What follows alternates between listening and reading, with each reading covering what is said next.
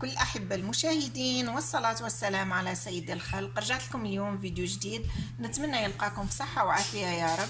اليوم بإذن الله رايحين نديروا طريقة تجفيف النعناع.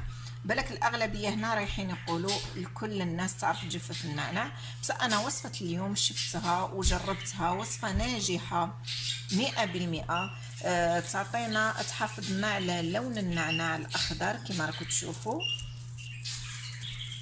وراكم تسمعوا ناشف جاف ولونه اخضر ما شاء الله. انا كما كامل الناس كنت نجفف النعناع، نديره باقات ولا دي بوكي ونشفوهم في الظل، ولكن ما يحافظوش على هذاك اللون الاخضر، نشوفوهم اعطاو لون اسود. جربت طريقه اخرى تاع اللي هي نحيت الاوراق وغسلتهم، خليتهم نشفوا نوعا ما من الماء، نشفوا تماما، ماشي نوعا ما، نشفوا من الماء، ومن بعد درتهم في الفرن يجفوا كذلك في وقت قياسي، ولكن ما يحافظوش على اللون الاخضر. هاد الطريقه تاع نهار اليوم انا جربتها وشوفوا النتيجه ما شاء الله. تبعوا معايا الطريقه وان شاء الله رايحين تستفادوا. وهذه هي اللي حب يشوف كيفيه تجفيف النعناع مع الحفاظ على اللون الاخضر يتبع معايا لا فيديو للاخر على بركه الله.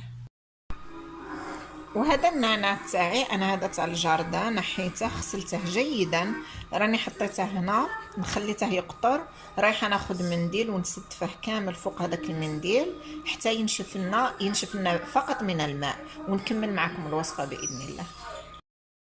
بعد ما تقطر كامل من الماء، انا هنا خديت منديل وحطيت نحيت فقط الاوراق، انا نبغي نيبس فقط الاوراق، نحي فقط هكا الاوراق ونخليه تاني ينشف. هذا المنديل فقط ينشف من هذاك الماء، ماشي يبس، ينشف من الماء. ومن بعد نكمل لكم الوصفه باذن الله. انا رايحه نكمل نحي كامل هذه الاوراق ونخليهم ينشفوا من هذاك الماء، خص ما تبقاش فيه ولا قطره من الماء، ومن بعد نكمل لكم الوصفه. هنا خديت صحن جاف تماما، درت فيه اوراق النعناع تاعي، رايحه نديرهم مباشره في الميكرووند. هنا حطيتها في الميكرووند، رايحه نشغل الميكرووند 3 دقائق.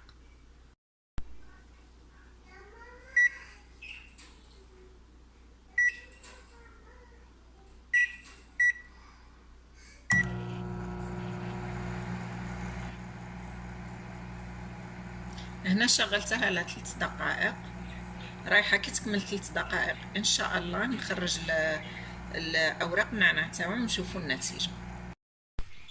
شوفوا بعد ما مرت 3 دقائق وخرجته من الميكرووند، مازال الصحن سخون وهو مازال سخون، سمعوا، هذا دليل على انه جف تماما واللون حافظ على اللون الاخضر تاعه. هنا بطريقه الاحتفاظ لازم ما نحتفظوش به هكذا مباشره وهو سخون، ناخذ علبه زجاجيه تكون نظيفه طبعا ومعقمه، نخليو هذا حتى يبرد تماما باش نديروه في هذيك العلبه ونحتفظوا به. لان لو كنديروه مباشره، هذه طنجره الضغط راه دير الحس، سامحوني، لان لو كنديروه مباشره في العلبه وهو سخون بهذا الشكل راح يدير لنا هذاك القطرات تاع الندى ويفسدنا. نخليوه بعد ما نخرجوه من الميكرووند، نخليوه يبرد حوالي 5 دقائق او اكثر، المهم حتى يبرد تماما، ونديروه في علبه او قنينه زجاجيه ونحتفظوا به. وهنا يحافظ على البنه تاعه ويحافظ على اللون تاعه. انا جربتها، لو كان ما جربتهاش ما نقتسمش معكم او ما نتقاسمش معكم هذه الوصفه.